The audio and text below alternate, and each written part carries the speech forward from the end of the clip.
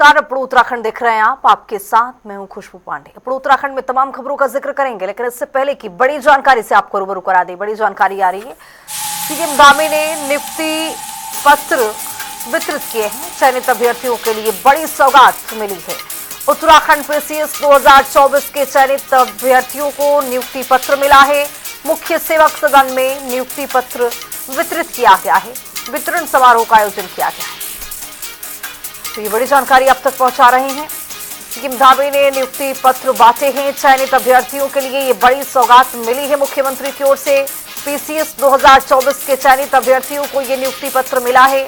मुख्य सेवक सदन में नियुक्ति पत्र वितरण समारोह का आयोजन किया गया, जिसमें मुख्यमंत्री पुष्कर सिंह धामी शिरकत करते हुए नजर आए। चयनित अभ्यर्थियों को नियुक्ति पत्र देते हुए नजर आए और आज पीसीएस 2024 के अभ्यर्थियों को नियुक्ति पत्र वितरित किया गया है मुख्यमंत्री पुष्कर सिंह धामी की ओर से। तो सीएम धामी ने नियुक्ति पत्र बांटे हैं। चयनित अभ्यर्थियों के लिए बड़ी सौगात आज मुख्यमंत्री पुष्कर सिंह धामी की ओर से दी गई है।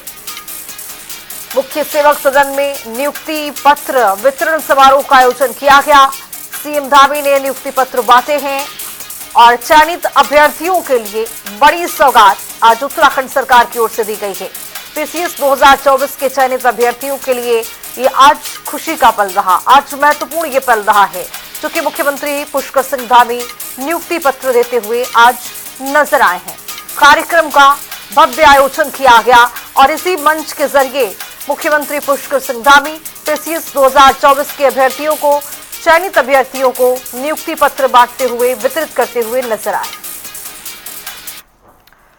उत्तराखंड में समय से पहले विधानसभा चुनाव होने की चर्चाओं के बीच में मुख्यमंत्री पुष्कर सिंह धामी ने स्थिति स्पष्ट कर दी है। मुख्यमंत्री ने कहा है कि सरकार को अब तक किसी भी स्तर पर समय से पहले चुनाव कराने संबंधी कोई सूचना नहीं है।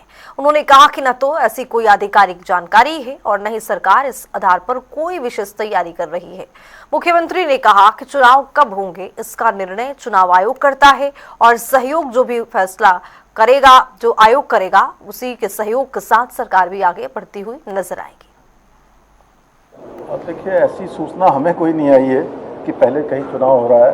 हमको किसी भी स्तर पर नहीं कहा गया है और नहीं ऐसी कोई तैयारियां पहले की हो रही है। मुझे लगता है कि वैसे तो चुनाव आयोग जो कहेगा वो सबको मानना पड़ेगा, लेकिन अभी औपचारिक रूप से या आधिकारिक रूप से कोई सूचना नहीं।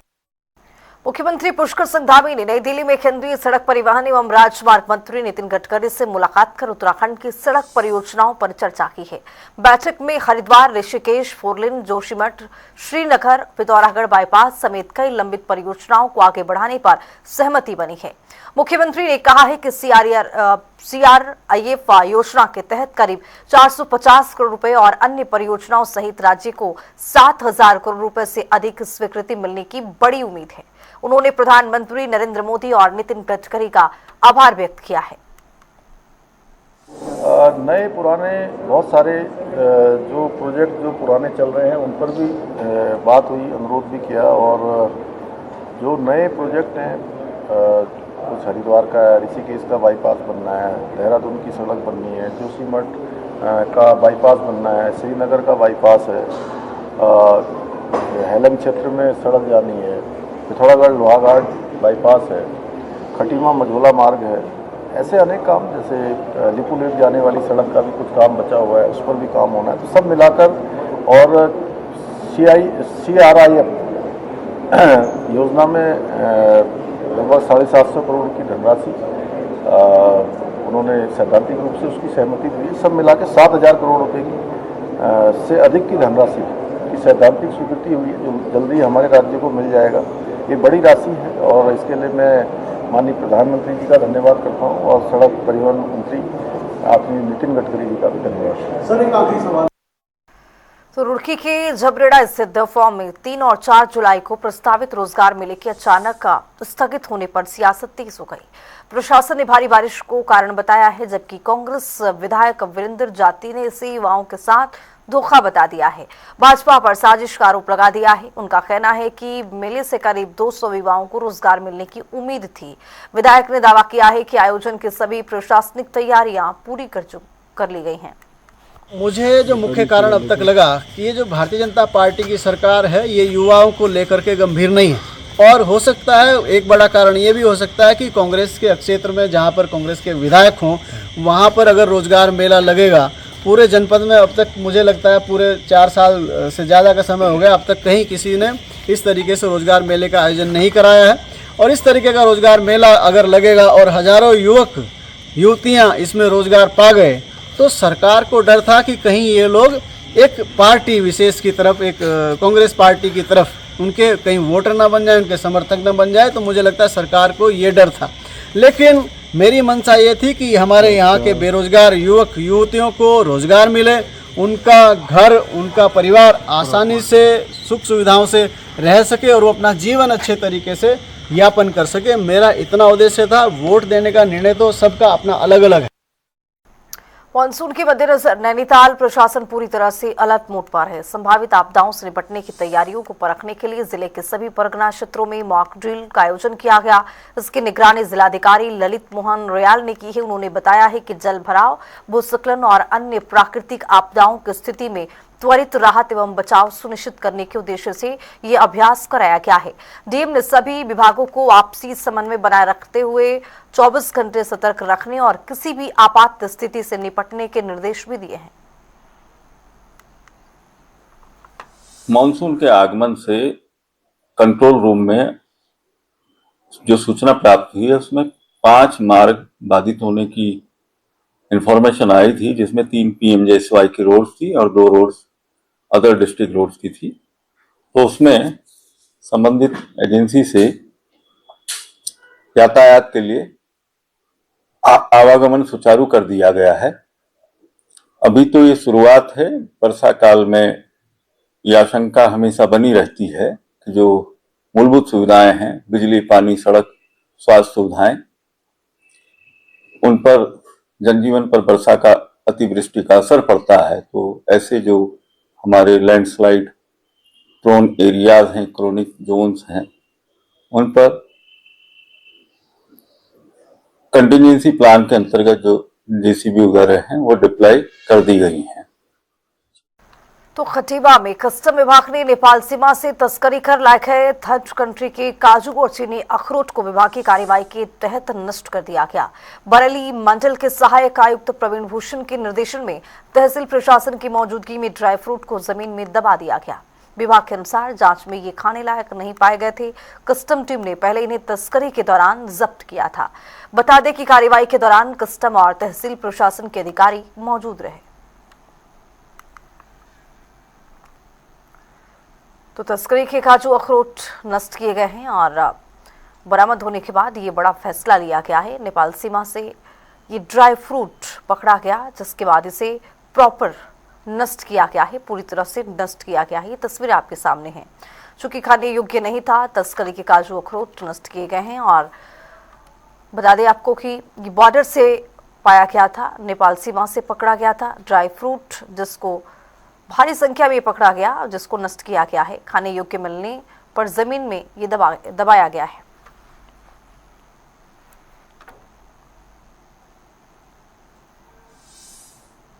इसमें जो हम लोगों ने सीज किया था, इसमें लगभग 2460 किलो हम लोगों ने काजू का टुकड़ा किया था। बहुत छोटा छोटा टुकड़ा था, जो कि थर्ड कंट्री गुड्स था और ये नेपाल के रास्ते ऑफ रूट से आ रहा था। तो इसको हमारी खटीमा की सीएमपीयू टीम ने सीज किया था।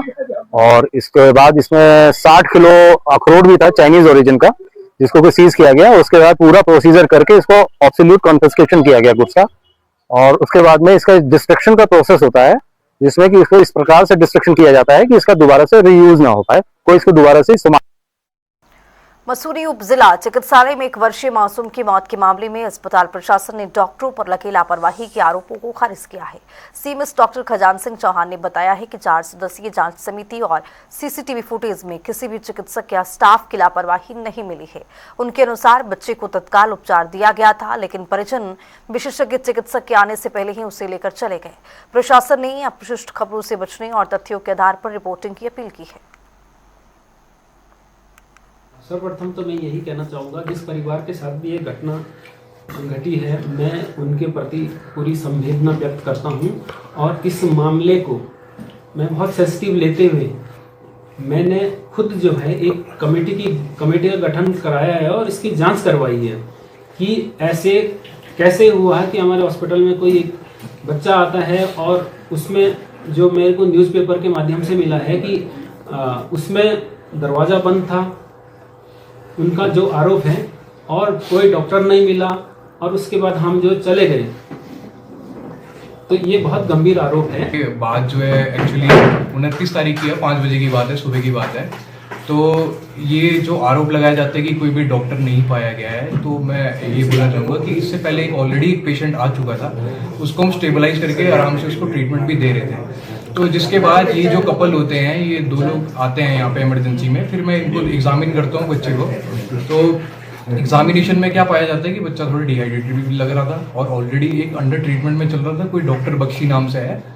तो फिर मैंने जब मेडिकेशन उन्होंने दिखाई, उन्होंने ये चीज़ भी बोली कि 2-3 दिन से इलाज चल रहा है और चाइल्ड की जो कंडीशन है वो और वर्स होती जा रही है टाइम के साथ। 2-3 दिन हो गए थे इस बात तो उसमें मैंने ये बोला कि उसमें कुछ स्टेरॉइड्स चल रहे थे, तो मैंने बोला कि ये स्टेरॉइड्स को बंद करिए पहले तो ये, क्योंकि 11 महीने का बच्चा है, स्टेरॉइड्स को तो नहीं दिया जा सकता है ऑब्वियसली। तो देहरादून के खुआमाल क्षेत्र में एक मालवाहक ट्रक में अचानक भीषण आग लग गई, जिससे इलाके में अफरा तफरी मच गई। सूचना मिलते ही मुख्य अग्निशमन अधिकारी अभिनव त्यागी ने मौके पर जाकर दमकल की कई टीमों वहां पर पहुंचती है और फायर कर्मियों ने कड़ी मशक्कत के बाद आग पर काबू पा लिया है। आपको बता दें कि घटना के दौरान पुलिस और अग्निशमन विभाग की टीमें मौके पर मौजूद रही हैं। फिलहाल आग लगने के कारणों की जांच अभी भी जारी है। तो वही खेतन हत्याकांड पर प्रदेश में सियासत तेज हो गई है। राज्य मंत्री देशराज कर्णवाल ने सांसद चंद्रशेखर रावण पर संवेदनशील मामले पर राजनीति करने का आरोप लगा दिया है। उन्होंने कहा है कि सरकार पीड़ित परिवार को हर संभव सहायता दे रही है। उन्होंने सख्त लहजे में कहा कि माहौल बिगाड़ने की कोशिश बर्दाश्त नहीं की जाएगी।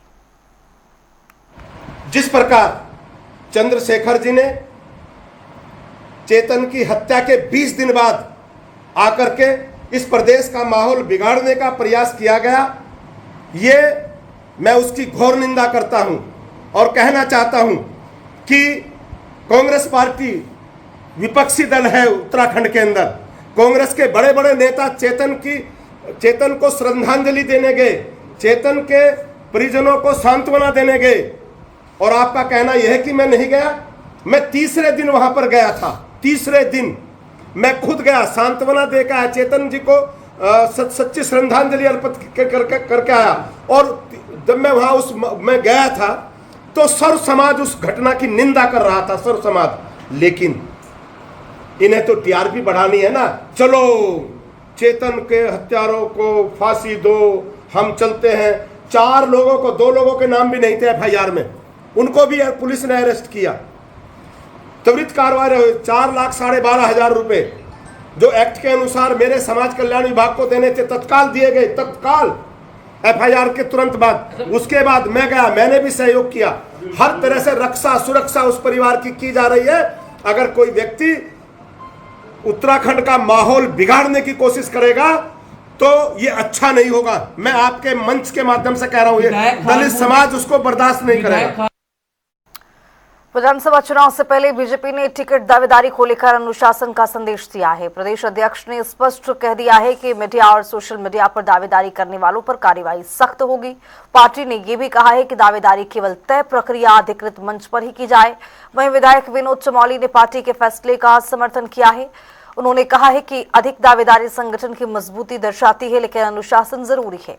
विधायक ने कहा कि अनुशासनहीन बयानबाजी से चुनाव में पार्टी को नुकसान हो सकता है। देखिए, इसके 2 पहलू हैं। जब किसी क्षेत्र से अधिक कार्यकर्ता अगर दावेदारी करते हैं, टिकट पाने की बात करते हैं, तो हमको ये मानना चाहिए कि उस क्षेत्र में हमारी लीडरशिप खड़ी है और हमारे पास उस स्तर की अच्छी लीडरशिप है। उसको मैं बड़े स्वस्थ परंपरा के तौर पे देखता हूँ। लेकिन दावेदारी करते समय हमको अनुशासन की सीमाओं को भी समझना पड़ेगा कि हम वहाँ पर अगर कोई सिटिंग विधायक हैं, अगर उनके कामों पर प्रश्न चिन्ह खड़ा करते हैं, सरकार द्वारा जो काम किए जा रहे हैं उन पर कोई प्रश्न चिन्ह खड़ा करते हैं, तो कल जब हम चुनाव मैदान में जाकर, यही वो लोग होते हैं जो चुनाव लड़ाते हैं, चुनाव में जनता के बीच में जाकर वोट मांगते हैं, उसमें बड़ी असहज स्थिति हो जाती है कि जब जनता हमारे द्वारा किए गए सवालों को ही हमारे सामने रखती है और उसके बाद हमको उसका जवाब देना पड़ता है और काफ़ी कठिनाइयों का सामना करना पड़ता है। इसलिए आवश्यक है कि जब हम दावेदारी कर रहे हों तो निश्चित तौर पर अनुशासन की सीमा में करें, वो सीमा न तोड़ें, क्योंकि उसके बाद में तो पार्टी को काफ़ी नुकसान होता है। तो माननीय प्रदेश अध्यक्ष जी ने जो कहा है वो बहुत सही कदम है और हम सबको उसका पालन करना चाहिए। उत्तरकाशी के ऐतिहासिक बगौरी गांव में बढ़ते पर्यटन के बीच में स्वच्छता बनाए रखने के लिए ग्रामीणों और नवगठित ग्राम पर्यटन समिति ने महासफाई अभियान चला दिया है। गांव की गलियों और सार्वजनिक स्थानों से कूड़ा एकत्र कर उसका निस्तारण किया गया है। ग्राम प्रधान रंजीता डोकरा की अध्यक्षता में गठित समिति स्वच्छता, सामाजिक विकास और पर्यटन को बढ़ावा देने का कार्य करेगी। अभियान के अंत में ग्रामीणों ने बगौरी को हमेशा स्वच्छ और सुंदर बनाए रखने का सामूहिक संकल्प लिया है। रंजीता डोगरा, मैं ग्राम प्रधान बगोरी। आज ग्राम सभा बगोरी में स्वच्छता के प्रति जागरूक बढ़ाने और एवं अपने गांव को स्वच्छता एवं सुंदरता बनाने के उद्देश्य में समिति का गठन किया गया है। यह समिति ग्राम वासियों के सहयोग से स्वच्छता अभियान को सफाई बनाने का कार्य करेगी। आइए हम सब मिलकर अपने गांव को स्वच्छता एवं आदर्श ग्राम सभा बनाने का संकल्प करेंगे। धन्यवाद। मैं पूर्व प्रधान भवन सिंह राणा। आज समस्त ग्रामवासियों ने एक समिति का गठन किया जिसका उद्देश्य स्वच्छता को आगे बढ़ाना, पर्यटन और विकास कार्य को करना और कुरीतियों को समाज से दूर करने का ये उद्देश्य रखा गया है। और पूरे गांव वाले मिलकर के आज हमने पूरे क्षेत्र का, अपने गांव के आसपास के इलाके का सफाई किया गया है और रोज़ हम सफाई करेंगे। पहले हमारे गांव में सफाई गांव वाले की थे, जिससे 2025 में माननीय मोदी जी यहाँ हर्षित आए थे। उन्होंने चार धाम के लिए शीतकालीन पर्यटन और 12 मासा पर्यटन। हरिद्वार के सिडकुल थाना क्षेत्र में राजा बिस्कुट चौक से बहरादाबाद मार्ग पर गणेश धर्म कांटे के पास हुए सड़क हादसे में एक बाइक सवार युवक की ट्रक की चपेट में आने से मौके पर मौत हो गई। हादसे के बाद क्षेत्र में अफरा तफरी मच गई। सूचना पर पहुंची पुलिस ने शव को पोस्टमार्टम के लिए भेज दिया है। ट्रक और उसके चालक को हिरासत में लेकर पुलिस ने जांच शुरू कर दी है। हादसे के कारणों की पड़ताल अभी भी जारी है। मसूरी में आपदा से निपटने की तैयारी का परीक्षण शुरू किया गया। इस दौरान मसूरी एलकेडी रोड पर व्यापक मॉक ड्रिल का आयोजन किया गया, जिसमें यात्रियों से भरी एक मिनी बस फंस गई है तो दूसरी ओर एक कार गहरी खाई में जा गिरी, जिस हादसे में 4 लोगों में से 2 की मौके पर मौत हो गई। 2 गंभीर रूप से घायल हो गए हैं, जिनका अस्पताल में इलाज अभी भी जारी है। बिल्कुल, ये आपदा से निपटने के लिए मॉक ड्रिल की गई थी, जिसमें सारे डिपार्टमेंटों को रखा गया था। इसमें एक सिनेरियो क्रिएट किया गया था कि लंबी धार के माड़ी मोटर मार्ग पे भूस्खलन की वजह से एक बस जिसमें लगभग 15 यात्री हैं वो उसमें फंस गए हैं, तथा एक छोटा वाहन जिसमें लगभग 4 यात्री सवार थे वो नीचे खाई में धक्के की वजह से नीचे गिर गया था, जिसमें चारों लोग काफी सीरियसली इंजर्ड थे। तो लगभग 9:30 बजे के आसपास की सूचना मिली थी। उसके बाद सारी जो स्टेजिंग एरिया से टीम एक एक करके रवाना हुई और लगभग सारी टीमें आधे घंटे के भीतर मौके पे पहुंच गए। रेस्क्यू किया गया, लगभग 3 घंटे तक चला है रेस्क्यू करने का। मलबा साफ किया जा रहा है अभी भी, और रेस्क्यू करने के उपरांत जो है कई लोगों को सीरियस इंजरीज लगे हैं, उनको हॉस्पिटल पहुंचाया गया है। देहरादून के खाला गांव में भारी बारिश से क्षतिग्रस्त मार्ग का कैबिनेट मंत्री गणेश जोशी ने स्थलीय निरीक्षण किया है। उन्होंने अधिकारियों को सड़क सुरक्षा दीवार के पुनर्निर्माण का एस्टीमेट जल्द तैयार कर तत्काल कार्य शुरू करने के निर्देश दिए हैं।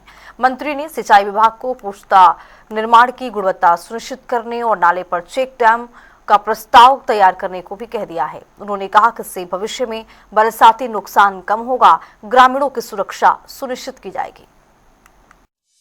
देखिए, भारी वर्षा से ये खाला गांव को जाने वाला मुख्य मार्ग जिसमें 30 परिवार रहते हैं वो तो क्षतिग्रस्त हो गया है।